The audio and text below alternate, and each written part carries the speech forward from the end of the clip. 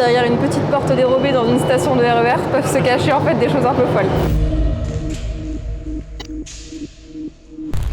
C'est fou quand même visuellement. Donc il y a des vibrations aussi qu'on ressent dans ce lieu, des vibrations littérales, parce que le RER est vraiment juste derrière ce mur. Qu'est-ce que c'est ce lieu quoi? Ce lieu, il témoigne d'une histoire d'innovation un peu folle. Le ESCA de Noisy a été quand même quelque chose de marquant dans l'histoire des transports, enfin dans l'histoire de l'humanité. De même que l'ascenseur a révolutionné l'architecture, le ESCA va révolutionner l'urbanisme.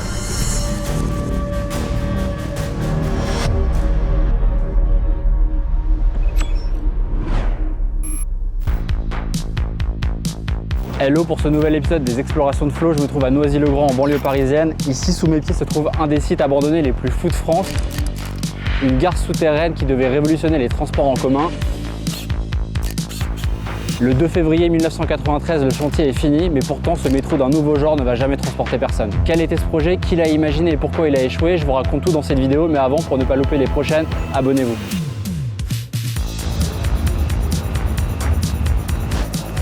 Hop, c'est bon.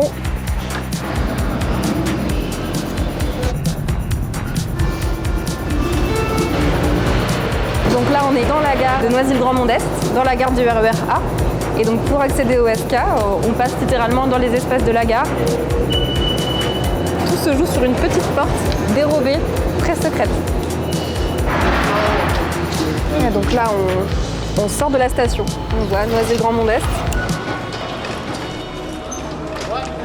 Là, on arrive dans ce qui devait être l'accueil des voyageurs.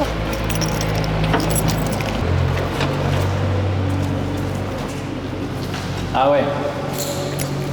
Donc l'ancienne machine pour acheter ses tickets. Ah ouais. Pour faire notre code de carte bleue. Ici, on voit qu'on pouvait mettre des pièces en francs, bien sûr. Alors là, on arrive vraiment dans une station fantôme, mais il faut imaginer qu'à la fin des travaux, c'était flambant neuf, il y avait des guichets, des escalators qu'on voit juste là qui permettaient de descendre jusqu'au quai. En fait, pour vous résumer le projet, entre 1991 et 1993, en prolongement du RER A, 2 stations souterraines sont construites et reliées par 500 mètres de voies pour un coût total d'environ 10 millions d'euros. Mais il y a un problème, la ligne à peine terminée aboutit dans un champ. Elle servait à desservir un grand complexe immobilier à 7 endroits, mais le promoteur a fait banqueroute et ce quartier n'a jamais vu le jour. Le maintien de la ligne est finalement jugé trop coûteux et le projet tombe à l'abandon. Donc on arrivait directement sur les quais avec l'arrivée des petites capsules du SK qui se faisaient juste en contrebas.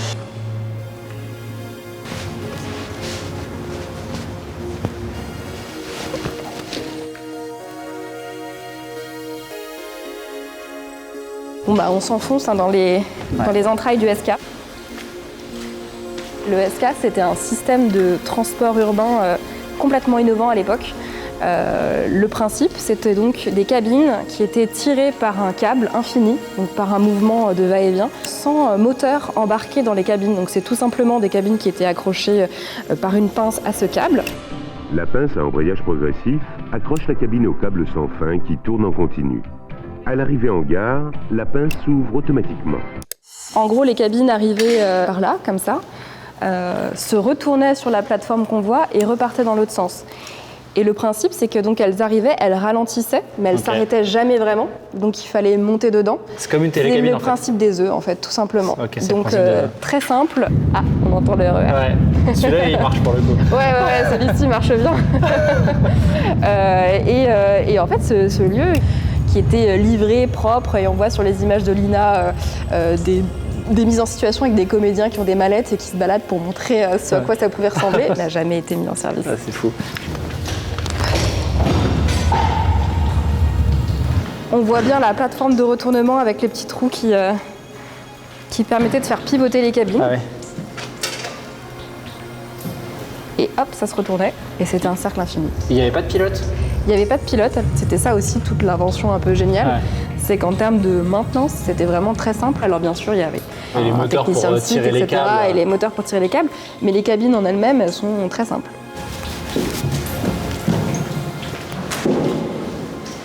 L'ancien granit rose, vraiment typique des années 90, Tout était vraiment flambant neuf. Le but de ce système, c'est de garder la qualité du tapis roulant tout en allant vite entre les stations grâce à des petites cabines fréquentes. Aucun système de transport actuellement à cabine ne propose des départs, si on peut parler un petit peu comme la SNCF, des départs toutes les 15 secondes.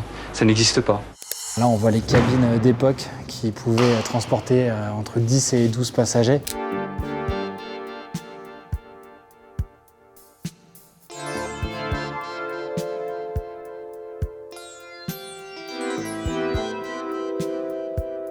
Le but de cette initiative, c'était d'offrir justement une alternative au métro dans les derniers kilomètres, là où ça n'aurait pas été rentable d'un point de vue du nombre de passagers transportés ou justement de coût des infrastructures. Donc ce système, il a été conçu par la société Soulet et l'ingénieur Yann de Kermadec, d'où le nom SK Soulet Kermadec. Il y a eu plusieurs générations de SK. Celui-ci, c'est la deuxième génération qui a été implantée à Noisy-le-Grand. Hop. Bah, tu sais quoi, c'est la première fois que je monte dans la cabine. Yop. Là, c'est petit siège. C'est ingénieux. Ouais. Je vais pas m'asseoir parce que ça a l'air bien crade. C'est bien poussiéreux quand même, on le voit. On sent qu'il y a une trentaine d'années Il y a que de c'est l'histoire pas là, fait. il y a de l'histoire, il y a un chantier. Là pour le coup c'est une des plus grosses valeurs patrimoniales de ce lieu, je trouve, c'est ces cabines, elles sont hyper attachantes. Ce qui est fou, c'est de voir cet endroit totalement abandonné alors que c'était quelque chose d'hyper futuriste en fait à sa conception. Bah oui, c'était complètement novateur, c'était censé révolutionner les transports urbains.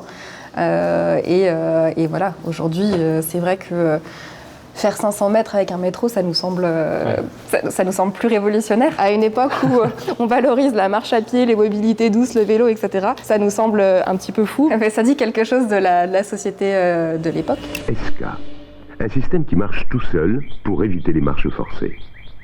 En fait, le SK, c'est un peu l'histoire d'une innovation qui n'a pas vraiment fonctionné, mais aussi parce que l'usage et l'utilité s'est un peu perdu dans le temps. Hop.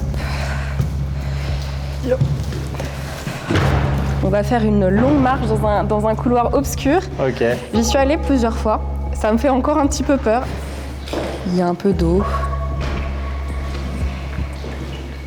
Ah, je pense qu'on devrait y arriver. Hop. Donc là, on longe.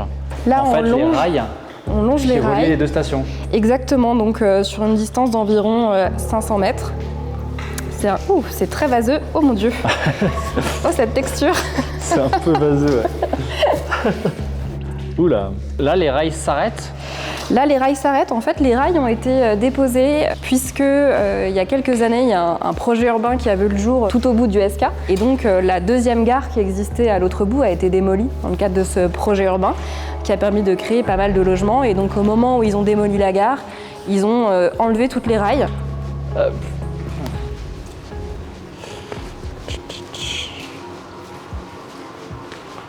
J'ai toujours peur qu'il y ait quelqu'un qui... Mais bon, je pense pas, hein. Je suis parano, mais qu'il y ait quelqu'un qui soit caché dans les recoins obscurs.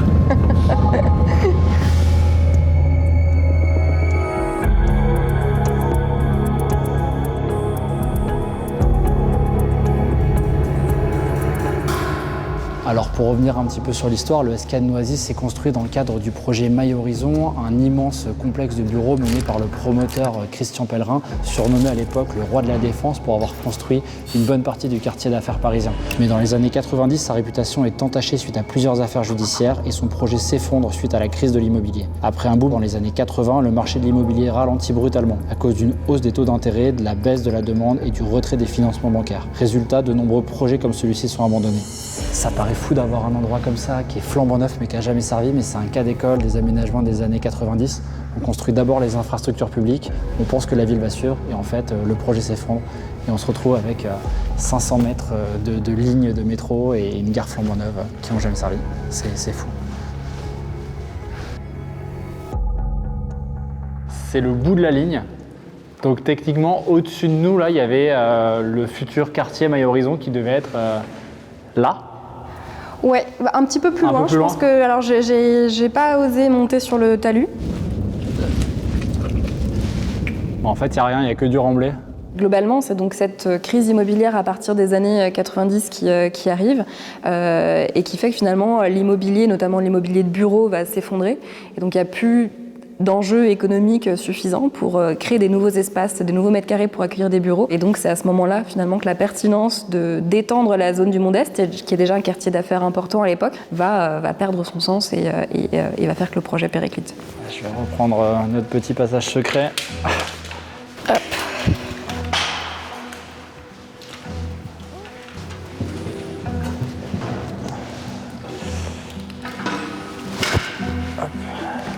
Alors aussi, on arrive sur la zone de stockage des cabines. Donc, elles étaient stockées et remisées sur ce côté. L'ensemble a été livré en février 93. Et assez rapidement, donc, quand le lieu n'a pas ouvert, l'objectif c'était quand même d'entretenir finalement le système pour faire en sorte qu'il fonctionne toujours, et avec peut-être cette ambition qu'un jour le lieu ouvre et le service se mette à fonctionner. Et donc pendant 6 ans, ils ont fait tourner une fois par an l'ensemble des cabines, l'ensemble du système pour s'assurer que tout fonctionnait.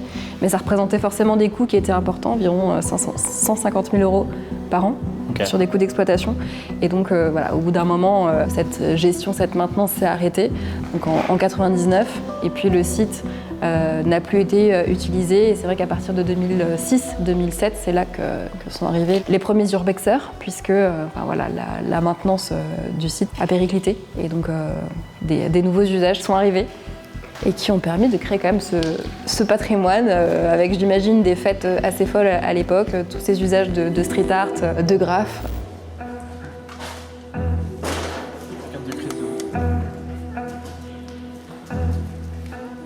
Il y a des tags qui sont floqués RATP, ah ouais. Donc on le voit avec les logos, alors que ça n'a jamais été, bien sûr, voilà, les cabines n'ont jamais eu de logo RATP ni rien, donc là c'est vraiment 100% les urbexeurs qui ont fait une promo pour la RATP.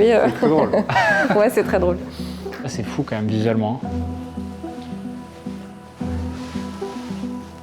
J'imagine que ceux qui sont rentrés en premier en 2007 ont dû se dire mais qu'est-ce que c'est ce lieu quoi. Ça devait être totalement. Ça devait être le paradis là. Dans une station futuriste abandonnée depuis des années. Enfin, ça devait être vraiment dingue quoi. Ça devait être incroyable. Et puis avec des espaces assez différents. Donc ces espaces avec les petites cabines où effectivement ça libère l'imagination hein, pour du graphe et du street art, ça c'est sûr. Clairement c'est le fait qu'elles soient appropriées, que ces gestes de street art qui donnent aussi beaucoup de valeur et beaucoup de cachet à ces cabines. Elles étaient déjà très belles, c'est vrai à l'époque, mais là ça en fait des objets vraiment iconiques.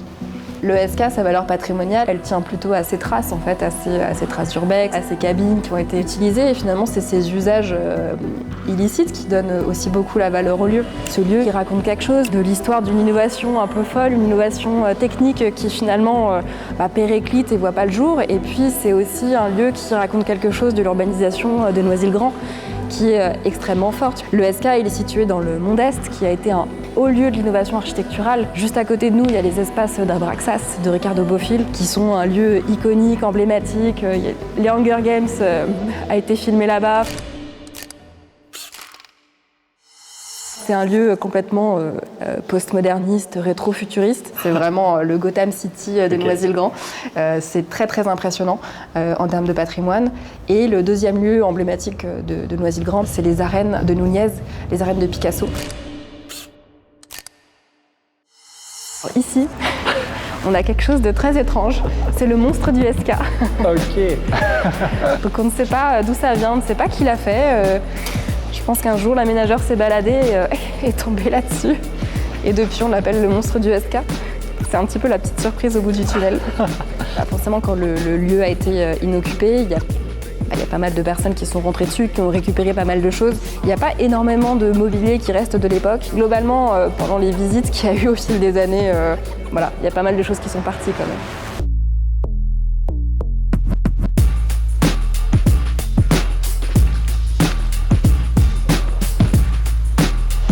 Il y a un petit graphe marrant pour vous. Montre-moi. Souris, personne ne te filme ici. Loupé. Ouais. Et si. Nous offrant des beaux moments de poésie.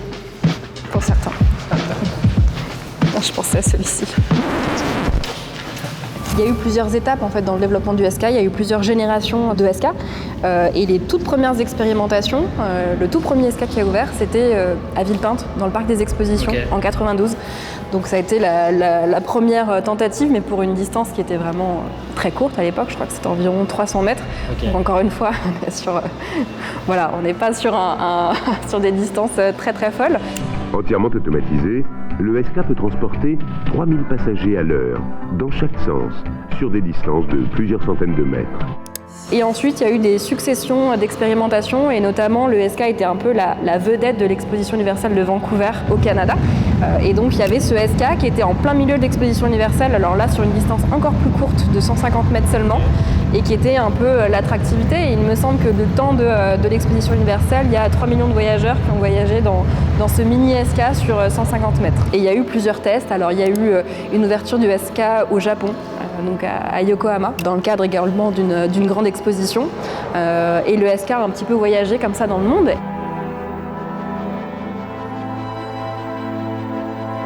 Et il y a un moment donné où il y a eu plein de projets de SK qui ont un peu essaimé partout à Paris.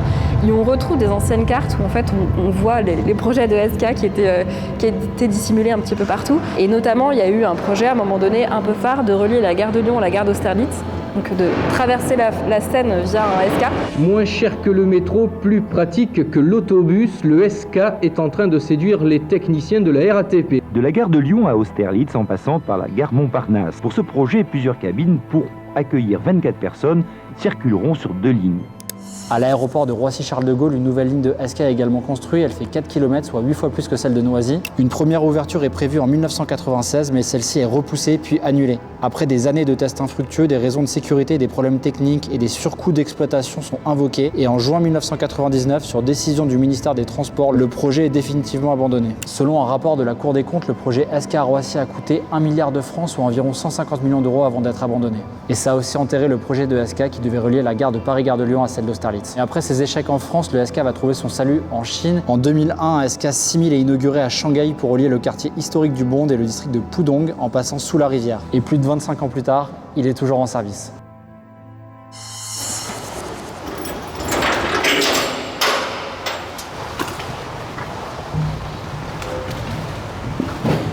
Les travaux ont déjà commencé sur cette partie. Là, on est vraiment sur un chantier. Bon, on va faire attention. Dans le futur projet d'aménagement de ce lieu, l'idée c'est de mettre en avant tout ce patrimoine, notamment ces anciennes cabines qu'on va voir, ces anciennes rails, de magnifier, de rendre hommage à ce lieu un peu fou et surtout pas d'engommer les spécificités. Et d'ailleurs, même dans les parties pris d'aménagement, l'idée c'est pas de refaire à neuf, mais de garder vraiment quelque chose de brut, de garder ces bétons bruts, de garder les tags et de vraiment livrer un espace brut. C'est quoi votre projet pour le réhabiliter, ce lieu, justement ? Alors, moi je travaille au sein du 104, qui est un établissement artistique de la ville de Paris. Et une autre mission, c'est d'accompagner la ville de Noisy-le-Grand et son aménageur pour essayer d'imaginer le futur de ce lieu, sachant que c'est un lieu qui est assez contraignant, c'est un lieu troglodyte avec des sujets de nuisances sonores, qui à la fois a des qualités incroyables et qui en même temps est assez contraignant en termes de programme. On ne peut pas faire n'importe quoi dans ce lieu-là.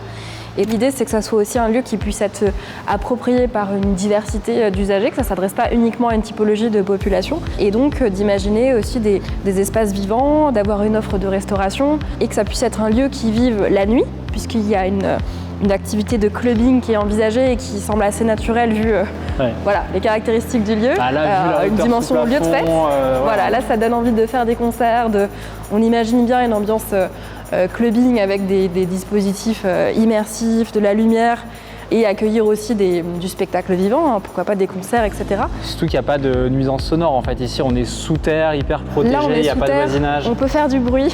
La seule nuisance, c'est les RER. Alors peut-être que les passagers du RER demain entendront de la musique, mais ça leur donnera peut-être envie de venir aussi. En ce moment, on est dans une procédure de sélection qui doit permettre de sélectionner le futur exploitant du lieu pour que le lieu ouvre en 2028.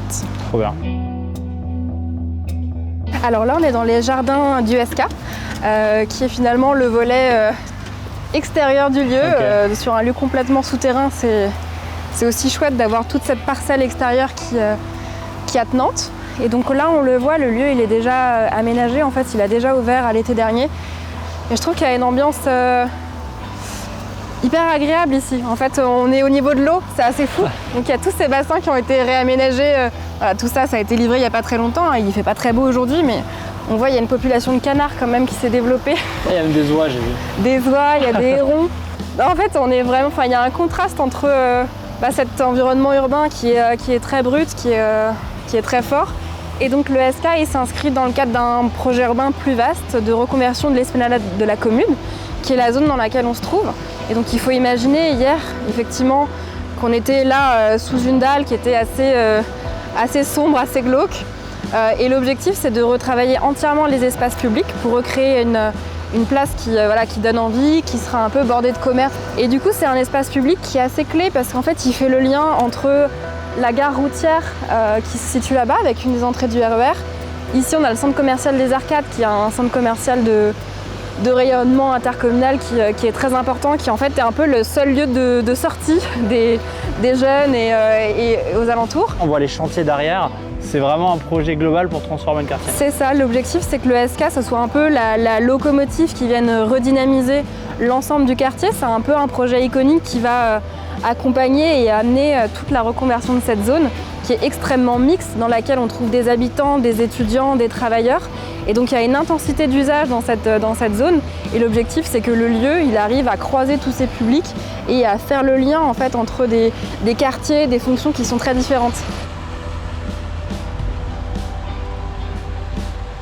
J'espère que vous avez apprécié cette vidéo. Encore un grand merci à Mathis pour les images et à Lucas qui m'a soufflé l'idée. Il avait notamment parlé de ce lieu sur sa vidéo sur les grands projets abandonnés en France. Je vous mets le lien dans le générique. Merci encore et à bientôt pour de nouvelles explorations.